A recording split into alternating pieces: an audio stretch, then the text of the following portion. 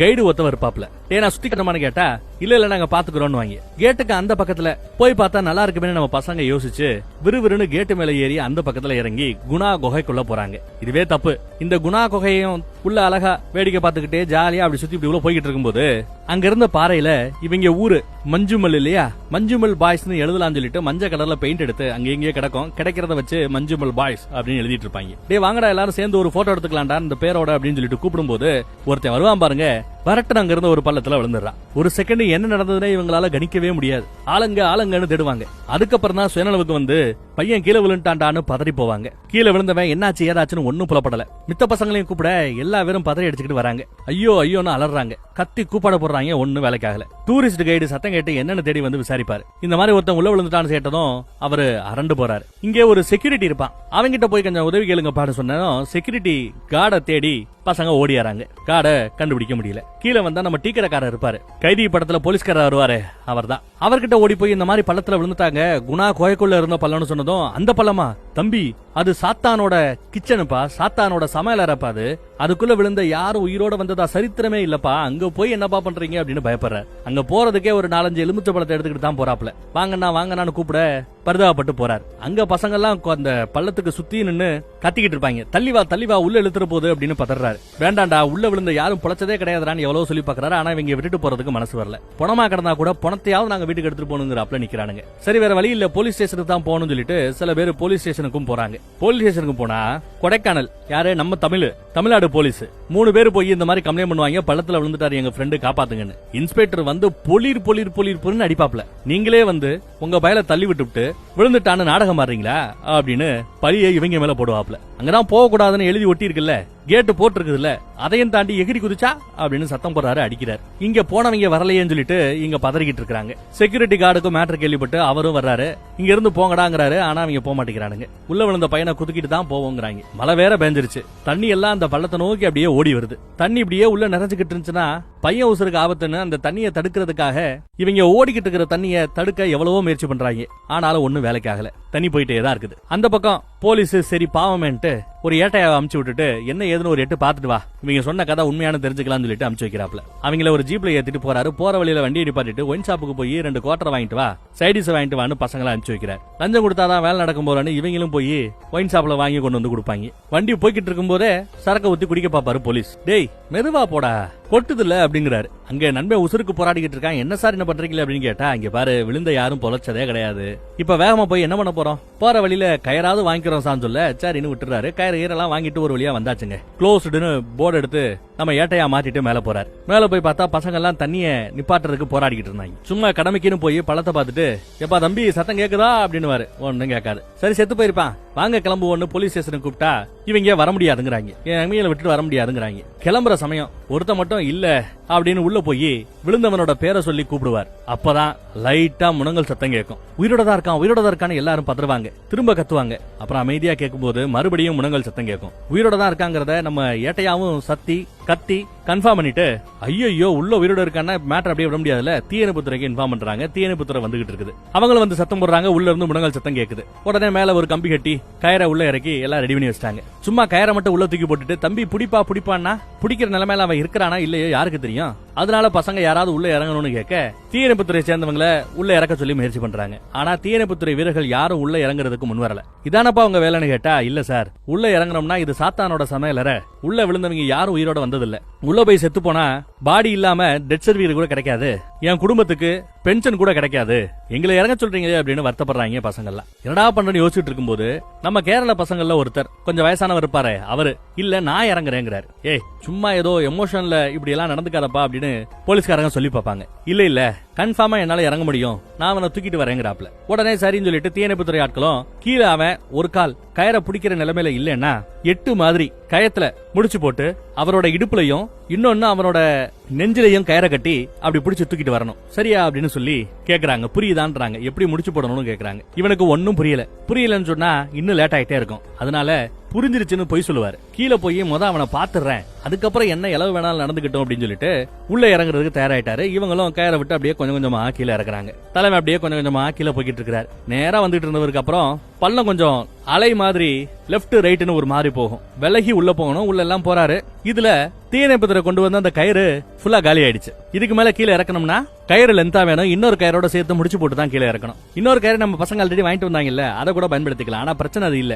ஏன்னா இந்த கயிறு ஒரு 120-150 அடி போல, அவ்வளவு அடி ஆழத்துக்கு கீழே போயிட்டா ஆக்சிஜன் லெவல் இருக்காது, சுவாசிக்கிறதுக்கு காத்து இருக்காது. இதுக்கு மேல கீழே இறக்குறது ஆபத்து, மேல வாப்பான்னு கூப்பிடுவாங்க. நம்மால ஐயோ வாய்ப்பே கிடையாது, இவ்வளவு தூரம் இறங்கிட்டா இன்னும் கொஞ்சம் தூரம் நான் போய் தான் சேருவேன், நான் மேல வரமாட்டேன்னு வாப்ல. போலீஸுக்கு வேற வழி இல்ல, மிரட்டி எல்லாம் பாப்பாங்க. ஏய் இப்போ மேல வர்றையா இல்லையா அப்படின்னு கட்டவாத்துல திட்டுவாருன்னு. அதுக்கும் இறங்கி வர மாட்டாப்ல நம்மால். சரி வேற வழி இல்லன்ட்டு மறுபடியும் இன்னொரு கயிறை கட்டி இன்னும் ஒரு 100 அடிக்கு இறக்குறதுக்கு கீழே இறக்கி தள்ளிட்டு இருக்காங்க. கடைசியா கீழே போய் பார்க்கும்போது நம்ம பையன் விழுந்து கிடப்பான், சகதியோட சகதியா ஒரு மாறி கிடப்பான். இப்போ அந்த முடிச்சு எல்லாம் சொல்லி கொடுத்தாங்கல்ல மேல, அது எப்படி போடணும்னு இவருக்கு மறந்து போச்சு. இனி என்ன பண்ண முடியும், நம்ம இஷ்டத்துக்கு கட்டுவோமேன்னு அவனை தன்னோட சேர்த்து எவ்வளவு முடியுமோ அப்படி எல்லாம் இருக்க கட்டிக்கிறார். இருக்க கட்டி மேல தூக்குங்கடா அப்படிங்கிறாப்ல. உடனே நம்ம ஆட்களும் மேல தூக்க பாக்குறாங்க. அப்படி தூக்கிக்கிட்டு இருக்கும்போது திடீர்னு பாறையில சப்போர்ட்டுக்காக கால் வச்சவர் அப்படி வலிக்கிட, கட்டி இருந்தார்ல கீழே விழுந்த பையன், அவன் கீழே தொங்குவான். 2 பேர் வெயிட் மொத்தமா இழுக்க புடிச்சுக்கிட்டு இருந்த தீயணைப்புத்துறை கைப்பிடிய விட்டுறாங்க. சரசரசரன்னு கயிறு உள்ள வரும். அதை பார்த்து நம்ம பசங்க பயந்து போய் குடுகுடுன்னு ஓடி போய் கயிறை பிடிச்சிடுறாங்க. ஏற்கனவே இவங்க கயிறு இழுக்கிற போட்டியில பார்ட்டிசிபேட் பண்ணவங்க, பிராக்டிஸ் பண்ணவங்க. கயிறு இழுக்க சொல்லியா தரணும், செம கெத்தா கயிறை பிடிக்கிறாங்க. கயிறை அவங்க பிடிக்கிறது படு ஸ்டைலா இருக்கும். கயிறை பிடிச்சு தூக்குறோம்னு சொல்லிட்டு இழு இழு இழு இழுன்னு இழுத்து ஒரு வழியா பாய தூரத்துக்கு மேல வந்துட்டாங்க. இங்கதான் சிக்கல். கயிறு இப்போ ஒரு இடர்ல மாட்டிக்குது. ஏன்னா மேல பாறை அப்படி முட்டினாப்ல இருக்கும். கீழே மாட்டிக்கிட்டு இருக்கிறவங்க அந்த நீட்டிக்கிட்டு இருக்கிற பாறையை தாண்டி மேல வரணும்னா 2 பேரா இருக்காங்க. ஒரு ஆளா இருந்தா மேல வந்துடலாம். இப்ப 2 பேரையும் சேர்த்து இழுத்து மேல வரதா இருந்தா கொஞ்சம் சிரமம். எப்படி இழுத்தாலும் போய் மேல நீட்டிட்டு இருக்கிற அந்த பாறையில தான் நங்கு நங்குன்னு முட்டுறாங்க. என்னடா பண்றதுன்னு யோசிச்சுட்டு இருக்கும்போது இவங்க செட்ல ஒருத்தன் சைக்கோ மாதிரியே தெரியும். அவன் மேல ஏறி போய் பார்த்தா நல்லா தெரியுது போல, டேய் லூசு விட்டு அடிங்கடா அப்படின்னு சத்தம் போடுறான். உடனே நம்ம பசங்க லூசு விட்டு அடிக்கிறதுலதான் இவங்களோட பலவீனமே. மோஸ்ட்லி தோத்து போறது அங்கதான். இப்ப லூசு விடணும், ஆனா நண்பே அங்க உசுருக்கு போராடிக்கிட்டு இருக்கான். எப்படி விடுவானுங்க, ரொம்ப அழகா சூப்பரா லூசு விட்டு கயிறு அப்படி லூஸ் பண்ணி முற்ற இடத்துல இருந்து அவங்க சரசரன்னு ஒரு 6-7 அடி கீழே போயிட்டு மறுபடியும் விறுவிறு விக்குன்னு பிடிச்சு தூக்குவாங்க பாருங்க. அந்த இடரை தாண்டி நம்ம பசங்க 2 பேரையும் இழுத்துக்கிட்டு ஒரு வழியா பள்ளத்தை தாண்டி மேல வந்துட்டாங்க.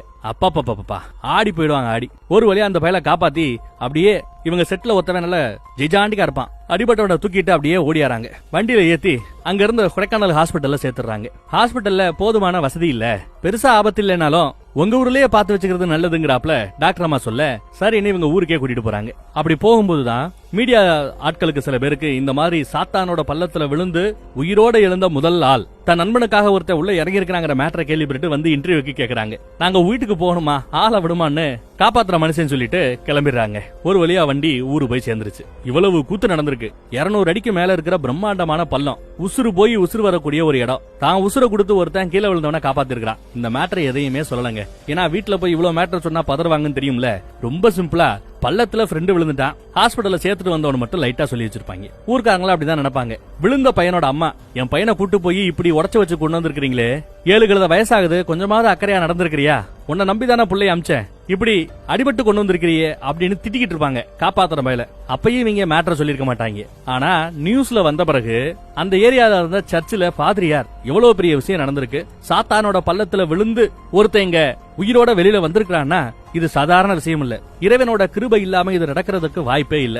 இந்த மேட்டரை நம்ம உலகம் முழுக்க எடுத்துட்டு போகணும் அப்படின்னு சொல்லி நிறைய பேச ஆரம்பிக்கிறாங்க. நிறைய மீடியாக்கு இந்த நியூஸ் பரவுது. அப்பதான் காப்பாத்தப்பட்ட அந்த பையனோட அம்மாவுக்கு ஏதோ 10 அடி பள்ளத்துல பையன் விழுகல, உசுறு போற ரேஞ்சுக்கு அவ்வளவு பிரம்மாண்டமான பள்ளத்துல விழுந்திருக்கான், தான் உசுரை கொடுத்து அந்த மனுஷன் காப்பாத்தி இருக்கிறான்னு. எங்க பார்த்தாலும் எரிஞ்சு விழுந்துகிட்டு இருந்த அந்த அம்மா விறுவிறுன்னு ஓடி போய் அந்த பயலை பார்த்து கையெடுத்து கும்பிடுவாங்க, கட்டி பிடிப்பாங்க. ஊர்க்காரங்க எல்லாம் எட்டி எட்டி பாப்பாங்க காப்பாத்துறாங்க வீட்டை. அப்பதான் அவனுக்கு தான் பண்ணது ஒரு வீர தீர செயலு, எல்லாரும் பெருமிதமா பாக்குறாங்கிற அந்த எண்ணமே வருங்க. அந்த பெருமிதத்தோட இதெல்லாம் நம்ம பார்த்தது கதை. இந்த கதையோட உண்மையான நாயகர்கள் உண்மையிலேயே நிஜத்துல நடந்திருக்கு. தான் நண்பனை காப்பாத்துறதுக்காக ஒருத்தர் நிஜமா இறங்கி இருக்கிறாரு.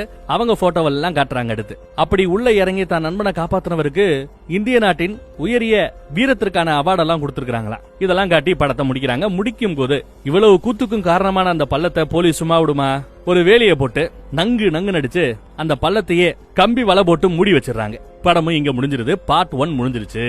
இதுக்கு அப்புறம் தான் 2ஆம் பாகத்தோட கதை எப்படி இருக்கும் அப்படிங்கறத நாம தெரிஞ்சுக்க போறோம். இதுல குறிப்பா இந்த ஃபர்ஸ்ட் பார்ட்ல அந்த மனிதர் உணர்ந்து கொள்ள இது மனித காதல் அல்ல அப்படின்னு ஒரு டயலாக் வரும்ல, அதே டயலாக கடைசியில இந்த பயலை காப்பாத்திட்டு போகும்போதும் அந்த டயலாக் அந்த பாட்டு ஓடும். மனிதர் உணர்ந்து கொள்ள இது மனித காதல் அல்ல, அதையும் தாண்டி புனிதமானது எது, பசங்களுக்கு இடையில இருக்கக்கூடிய அந்த நட்பு, அந்த ஃப்ரெண்ட்ஷிப் அப்படின்னு படத்துல சொல்லாம சொல்லி இருக்கிறது தான் படத்தோட சினிமாட்டோகிராஃபி தான். படத்தோட பேக்ரவுண்ட் மியூசிக் ஸ்கோர் இருக்குல்ல, அதுதான் இந்த படத்தின் மிகப்பெரிய பலம். கீழே விழுந்தா காப்பாத்துறாங்கப்பா, இவ்வளவுதான்ப்பா கதை. ஆனா இவ்வளவு பேரு இவ்வளவு பாராட்டி இந்த படத்தை எல்லாரும் பாருங்க பாருங்கன்னு சொல்ற ரேஞ்சுக்கு ஒர்த்தா இருக்குன்னா காரணம் ஒளிப்பதிவும் இசையும் மட்டுமே. இப்போ பார்ட் 2க்கு போலாமா? கதையை நான் சுருக்கி இருப்பேன். காரணம் என்னன்னா ட்ரெய்லர்ல இருக்கிற 1-2 சீனை வச்சு சும்மா லைட்டா சொன்னா போதுன்றா என்னோட எண்ணம். முழு படத்தை பாக்குற திருப்தி வேணும்னா தமிழ் டப்பிங்ல ஐ திங்க் இல்லன்னு நினைக்கிறேன். நான் மலையாளத்துல இங்கிலீஷ் சப்டைட்டில் வச்சு தான் பார்த்தேன், எங்க நம்ம பிவிஆர் தியேட்டர்ல. வாய்ப்பு இருந்தா நீங்களும் பாருங்க, பிடிக்கும். பார்ட் 2க்கு போலாம். மூடப்பட்ட அந்த சாத்தானோட பள்ளம் அதன் பிறகு திறக்கப்பட்டதா அப்படின்னு கேட்டா, திறந்து ஒரு மிகப்பெரிய சுரங்கத்தையே அமைச்சிட்டாங்க. என்னடான்னா அந்த பள்ளத்துக்கு கீழே சுத்தமான மீத்தேன் வாயு கிடைக்குதுன்னு கவர்மெண்ட் மீத்தேன் எடுக்கிற கம்பெனிக்கு ஏலத்துக்கு விட்டுட்டாங்க. ஒரு அமெரிக்கன் கம்பெனி அதிக பணம் கொடுத்து ஏலத்தை எடுத்து இப்போ குணா குகை இருக்கிற அந்த சுத்துவட்ட ஏரியா அத்தனையுமே அவங்களோட கட்டுப்பாட்டுக்கு வந்துருச்சுன்னு வச்சுப்போம். அந்த பள்ளத்தை இப்போ பெருசாக்கி உள்ள இருந்து மீத்தேன் எடுக்கிறதுக்காக பிரம்மாண்டமான ஒரு பெரிய சுரங்கப்பாதையை உருவாக்கி வச்சிட்டாங்க. அப்ப வரைக்கும் ஸ்டார்டிங்ல நல்லா தான் போய்கிட்டு இருந்தது. ஏன்னா ஒருத்தன் உள்ள விழுந்து உயிரோடையே வெளியில வந்துட்டான். கீழே ஒன்னும் தப்பா தெரியல, மீத்தேன் வாயு தானே, நாட்டுக்கு நல்ல வருமானம்னு மக்களும் ஒரு ஸ்டேஜுக்கு அப்புறம் போராட்டத்தை நிப்பாட்டிட்டாங்க. பெரிய அளவுல ஏலத்துக்கு எடுத்தவர் இவர் தான். தான் பிள்ளையோட அவரு சுரங்க வேலையை மேற்பார்வை பண்ண பாக்குறதுக்காக இங்க வந்திருந்தார். பேசிட்டே வரும்போது கடைசியா பையன் வருவான். டப்புனு ஏதோ ஒண்ணு சுரங்கத்துக்குள்ள இருந்து வெளியில வந்து அவனை பிடிச்சி இழுக்குது. அப்பா காப்பாத்துங்க காப்பாத்துங்கன்னு கத்துறான். அப்பா அவன் பாத்துட்டு ஓடி போய் பாக்குறாரு, அந்த சுரங்க பள்ளத்துக்குள்ள அப்படியே தொத்திக்கிட்டு இருப்பான். இரா மகனை காப்பாத்துறேன்னு பக்கத்துல வந்தா சத்துன்னு ஏதோ ஒண்ணு இவரோட மூஞ்சில ஒரு கோட போடும். அடுத்த கணம் பையனை இழுத்துட்டு போயிடுச்சுங்க. அப்ப எங்க கண்ணு முன்னாடியே பையனை இழுத்துட்டு போயிடுச்சு. என்ன இழுத்துச்சு ஏது நமக்கு காட்டல. இந்த சம்பவம் நடந்த பிறகு இந்த பிரம்மாண்டமான பள்ளத்தை முழுக்க முழுக்க வேலி போட்டு மூடி வச்சிடறாங்க. அதே சமயம் அந்த பக்கம் ஒரு பொண்ணை காட்டுறாங்க. இந்த ஏரியால டூரிஸ்ட் கைடா வேலை பார்த்துட்டு இருக்கிற ஒரு பொண்ணு தான். நிறைய வெளிநாடு வாழ் மக்கள் டூரிஸ்டா வரதுனால டூரிஸ்ட் கைடே இங்க வெளிநாட்டு பொண்ணு தான். திருதுப்புன்னு பார்த்தா ஒரு டீம் இவளை வேலைக்கு எடுத்துருக்காங்க. நாங்க சொல்ற இடத்துக்கு எங்களை கூட்டிட்டு போகணும்னு சொல்லிட்டு அவளோட இவங்களும் போறாங்க. ஒரு 4 பேர் வராங்க. முன்னாடி வர்றது ஹீரோ, பின்னாடி ஒரு கருப்பன், அவனுக்கு பின்னாடி ஒரு சயின்டிஸ்ட், சைட்ல சின்ன பையன் மாதிரி உட்காந்துட்டு இருக்கான்ல அவன் ஒரு செக்யூரிட்டி கார்டு. துப்பாக்கி பாம்பு இதெல்லாம் வச்சிருப்பான் சேஃப்டிக்காகன்ட்டு கூட்டிட்டு போறாங்க. போற வழியில ஏதோ ஒரு வண்டி இவங்களை ஃபாலோ பண்ணிட்டே வரும். ஏதோ வருதுன்னு இவங்க விரட்டி ஓடிக்கிட்டே இருப்பாங்க. பின்னாடியே விரட்டிக்கிட்டே வருங்க. இவங்களை இந்த ஏரியா விட்டு வெளியில தள்ளணுங்கிறதா அவங்க நோக்கம் போல தெரியுது. ஒரு இடத்துல லெப்ட் ரைட்னு பாதை பிரியும். இவ லெப்ட் பக்கம் போய் வெயிட் பண்ணுவா. பின்னாடி ஃபாலோ பண்ண வண்டி அந்த பக்கம் போயிடுங்க. ஃபியூ செகண்ட்ஸ்க்கு முன்னாடி ஒரு இடத்துல பிரேக் போட்டு நிக்கும். இவங்க போறாங்களான்னு பாக்கும். அவங்க லெப்ட் எடுத்த பின்னாடி இது